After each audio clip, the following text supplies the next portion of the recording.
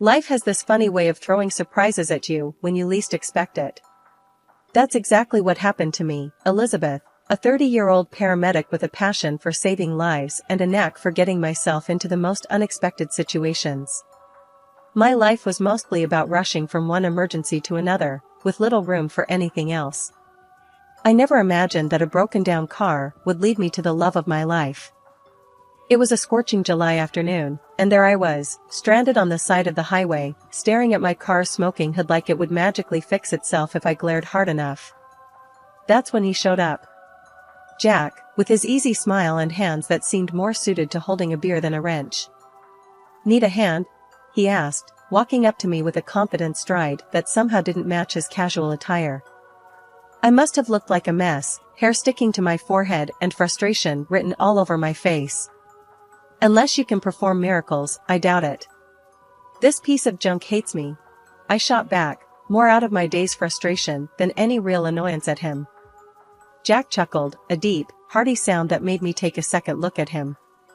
"Let's not call the exorcists yet. I'm pretty handy with cars. Let's see what we've got." I watched, half in disbelief, half in admiration, as Jack rolled up his sleeves and dove into the task. His hands moved with a certainty that was mesmerizing, and I found myself hoping he wouldn't fix the car too quickly. "Looks like your coolant hose decided to call it quits," he said, emerging from under the hood. "I can patch it up enough to get you to a shop." "Thanks, I don't even know what to say. I'm Elizabeth, by the way," I stammered, extending a hand that he shook with a grin. "Jack. And don't worry about it. Can't leave a damsel in distress on the side of the road, now can I?" As he worked on my car, we started talking.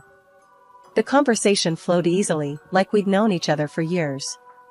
He told me about his job as an electrician, his latest project, and I shared tales of my adventures in the ambulance. The more we talked, the more I realized how much I didn't want this to end. With a final twist of his wrench, Jack announced, "All done. She should hold up until you get to the shop." I couldn't help the disappointment from seeping into my voice. "Thank you, Jack. I don't know how I can ever repay you." He wiped his hands on a rag, that ever-present grin still on his face. "How about dinner? I know a place that serves the best burgers in town." My heart raced. Was he asking me out? Just like that?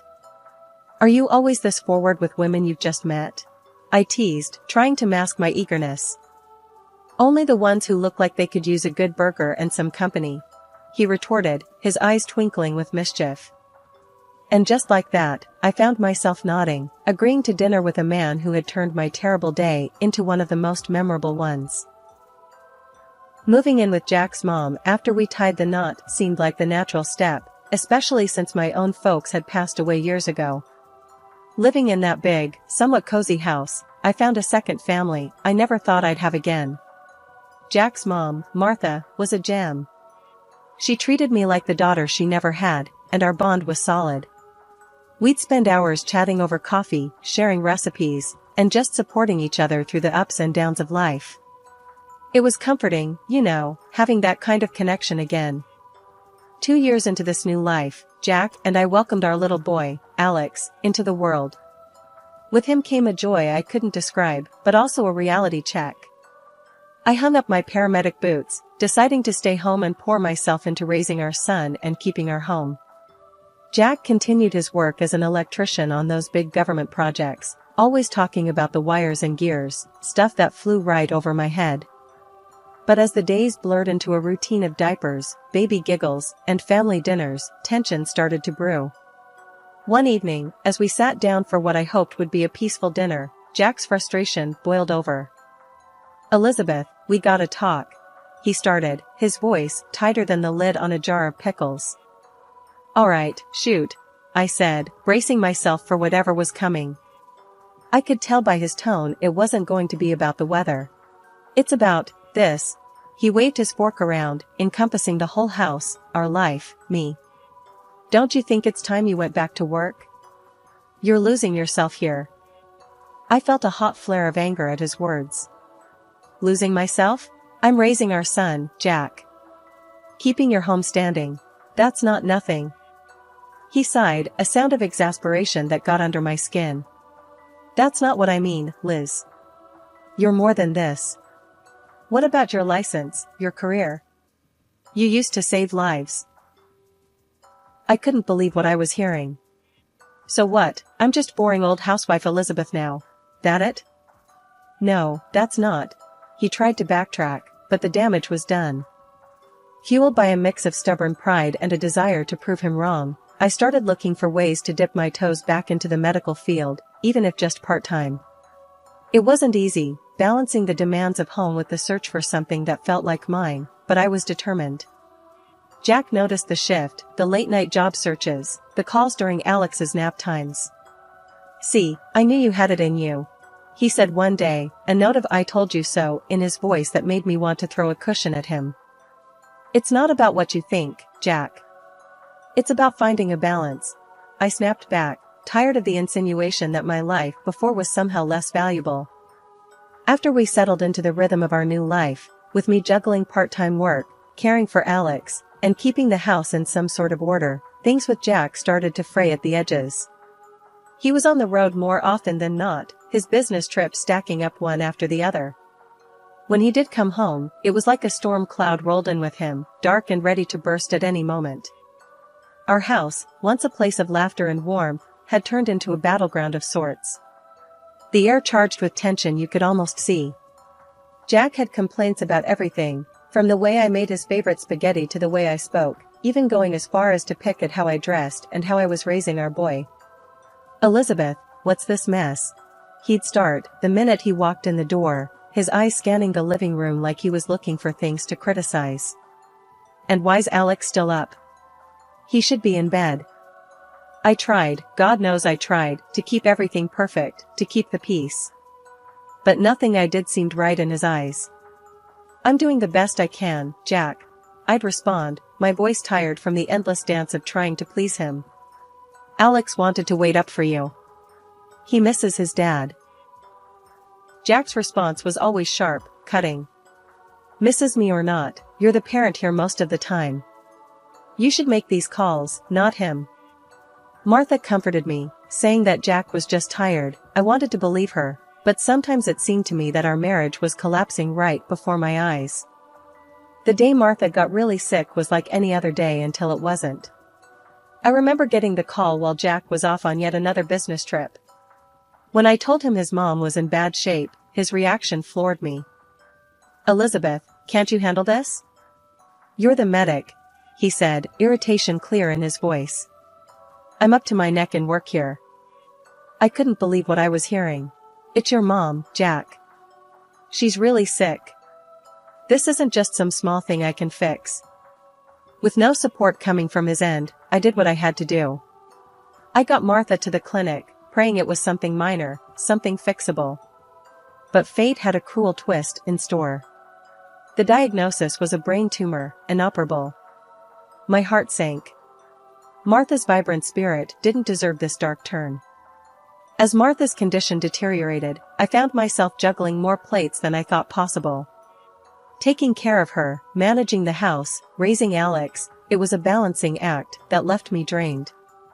Through it all, Jack was conspicuously absent, his interest in his mother's health seemingly vanished. Eventually, Martha's care needs became too much for me to handle alone. Reluctantly, I arranged for her to move to a specialized care facility. I visited her as often as I could, Alex always in tow. Those visits were bittersweet. Martha, despite everything, remained the warm soul I'd come to love like a mother. During one of our last visits, she took my hand, her eyes filled with a mix of sadness and gratitude.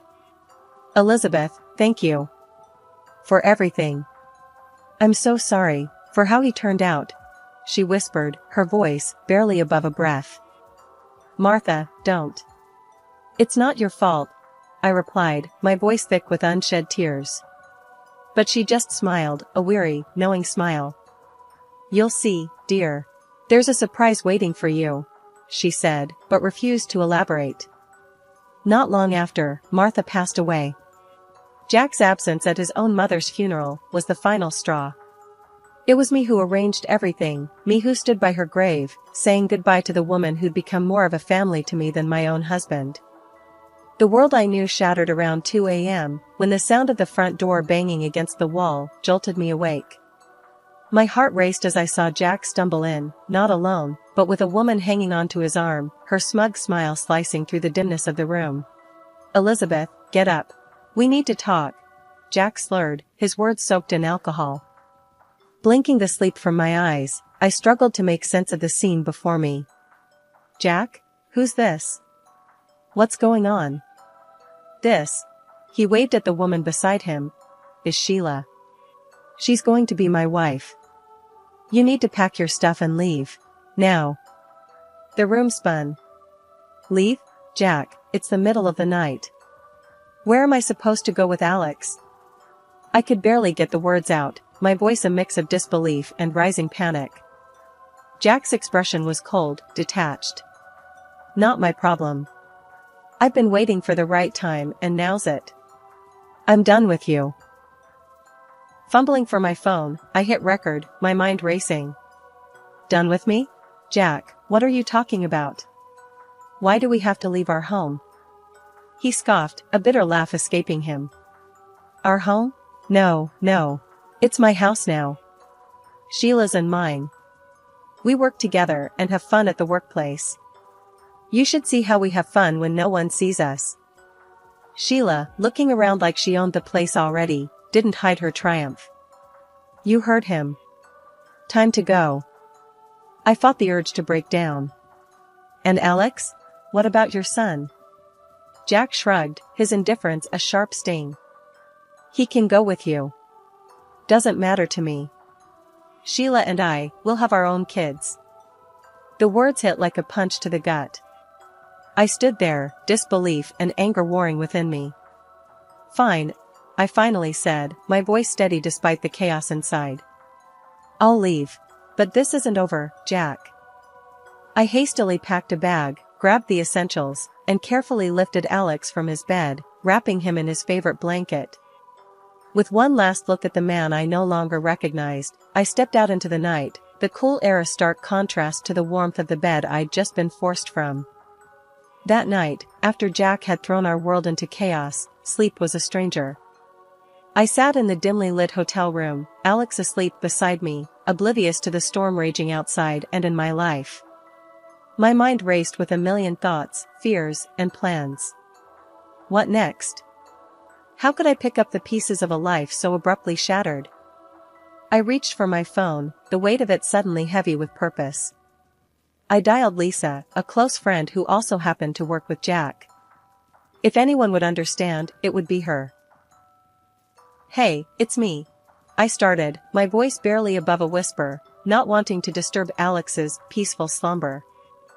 "Elizabeth? What's up? It's late. Is everything okay?" Lisa's voice was laced with concern, the sleepiness quickly fading. "No, everything's not okay. Jack, he kicked us out. Middle of the night. He's got someone else, Lisa. He said she works with him and he's going to marry her." The words tumbled out, each one a confirmation of the nightmare I was living. "What? Slow down, Elizabeth. He did what?" Lisa was fully awake now, her tone a mix of shock and anger. I took a deep breath, steadying myself, before continuing.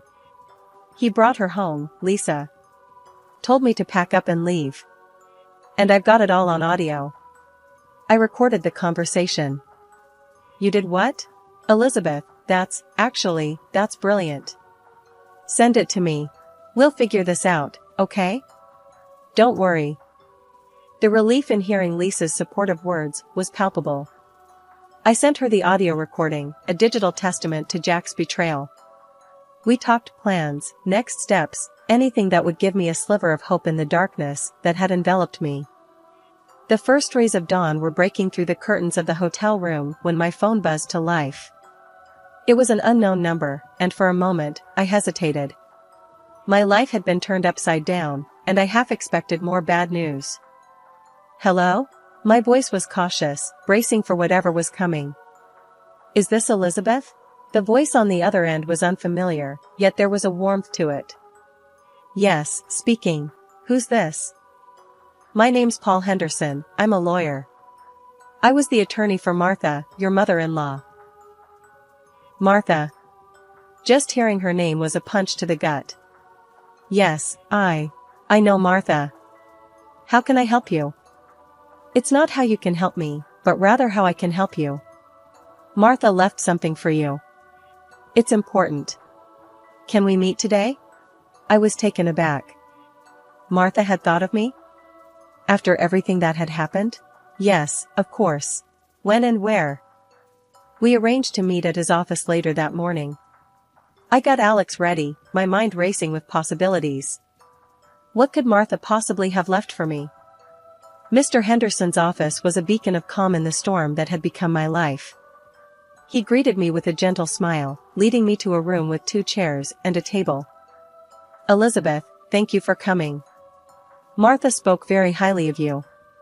She wanted to make sure you and Alex were taken care of. I nodded, still in a daze. What did she leave? Paul handed me an envelope. Inside was a letter in Martha's handwriting. It was her, through and through, thanking me for the love and care I'd shown her, apologizing for Jack's actions, and expressing her wishes for my future. And then Mr. Henderson dropped the bombshell. Martha left you the house, Elizabeth. The house and a significant portion of her savings. I was speechless. The reality of Martha's gift was overwhelming. In her final days, she had given me a lifeline, a chance to start over. Is this even legal? Can she just cut Jack out like that? I asked, the words barely making it past the lump in my throat. Mr. Henderson nodded firmly. Martha was very clear and took all the necessary legal steps. The house is yours, Elizabeth. And there's enough in savings to give you a fresh start. I broke down then, tears of gratitude and relief streaming down my face. Martha, even in her final days, had been thinking of me, of Alex. She'd given us a future when it felt like all hope was lost. Barely a day had passed since I'd stepped into Mr. Henderson's office, carrying the weight of the world on my shoulders, when my phone buzzed with a call from Jack. His voice was like a storm, all bluster and rage. Elizabeth, get over to Henderson's office now, he bellowed. I could almost see his face, red and twisted in fury. With a deep breath to steady my nerves and Alex in tow, I headed back to the lawyer's office. The atmosphere was electric with tension, Jack and his mistress already there, pacing like caged animals. As soon as I walked in, Jack zeroed in on me, waving a stack of papers like he was trying to fan flames. What's this crap about, Elizabeth? Why'd my mom leave everything to you? Mr. Henderson, ever the calm in the storm, interjected. Please, let's all sit down and discuss this rationally. But rationality had left the building. Sheila, her earlier smugness replaced by a dawning realization, eyed the door like it was her escape route. The contents of the garage, Jack. That's what your mother left you, I said, finding a strength I didn't know I had. Everything else, she left to Alex and me. Jack's face contorted even further, if that was possible, a mix of disbelief and fury. The garage? What am I supposed to do with that junk? Mr. Henderson handed Jack another document, a letter from Martha. Your mother had her reasons, Jack. She hoped you'd find it in yourself to understand one day. Jack skimmed the letter, and I watched as the fight seemed to drain out of him, replaced by a sullen, defeated anger. This is bullshit. His mistress, finally seeing the writing on the wall, snapped. I'm not sticking around for this. I didn't sign up to be with a loser. And with that, she was gone, her departure as dramatic as her entrance into our lives. Jack, now truly alone, turned his frustration back on us. You'll pay for this. I'll sue. Mr. Henderson, unflappable as ever, cut him off. I'd advise against that, Jack. You won't win, and it'll just waste your time and money. The room went silent, the only sound the soft, uneasy breathing of everyone present. Jack, defeated and alone, finally slunk out of the office, leaving behind the chaos he'd created. In the aftermath of the storm that had upended my life, I found myself standing amidst the ruins of what had once been my world. The divorce proceedings were bitter, with Jack clawing for every inch of ground, especially when it came to Martha's estate. He couldn't seem to grasp that his actions had consequences, that the love and trust he had so carelessly thrown away couldn't be won back in a court of law. "I don't get it, Elizabeth," Jack had said during one of our last encounters outside the courtroom, his tone a mix of confusion and anger. "Why are you doing this? Why can't things just go back to the way they were?" I looked at him, really looked at him, and saw the man I had once loved so deeply. "Jack, you broke us. You can't sue your way back to a family. Martha saw that, even if you couldn't." His attempts to claim Martha's property were futile, just as Mr. Henderson had predicted. The judge saw through his motivations, and justice, for once, felt truly just. Not only did the property remain with Alex and me, but Jack was also ordered to pay alimony. The audio recording of that fateful night, which I had shared with Lisa in a moment of desperation, turned out to be more than just a cry for help. It spread, as such things do, and soon enough, Jack's actions were laid bare for all to see. His career, once on a steady climb, faltered under the weight of his own misdeeds. Transferred to another branch with a reduced salary, the consequences of his actions finally seemed to catch up with him. His mistress, Sheila, fared no better. Caught up in the whirlwind of her own making, she was fired for misconduct.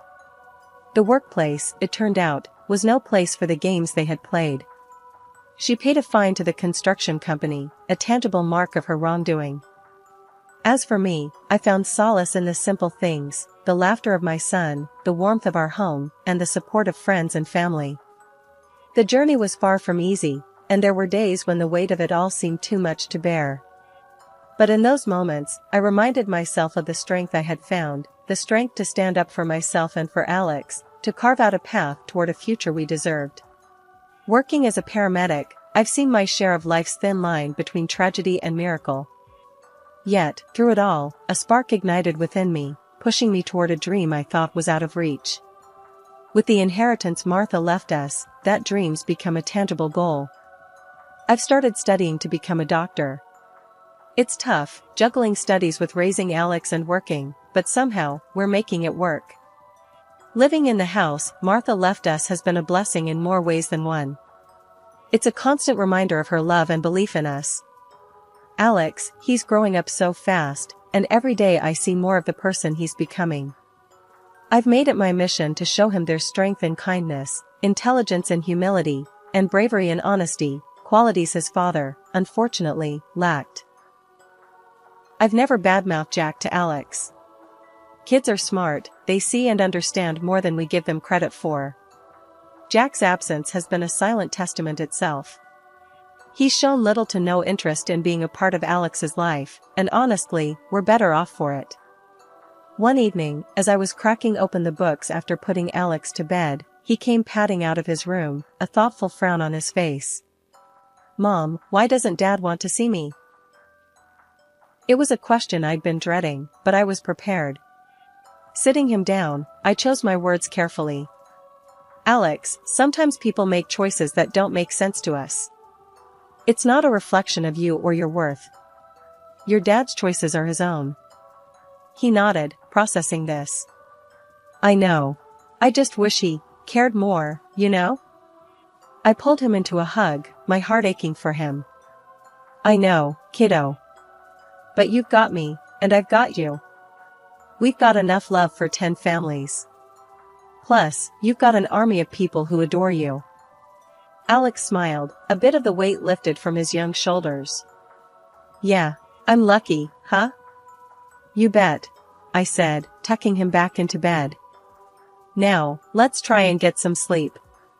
We've got a big day tomorrow." As I returned to my studies, I couldn't help but feel a surge of determination. My journey wasn't just for me, it was for Alex, for our future.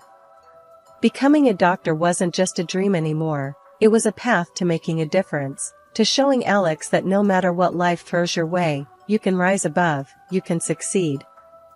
Jack's decision to remain distant might have been a blessing in disguise. It allowed me and Alex to build a life without the shadow of his choices hanging over us. We were free to grow, to heal, and to find joy in the everyday moments.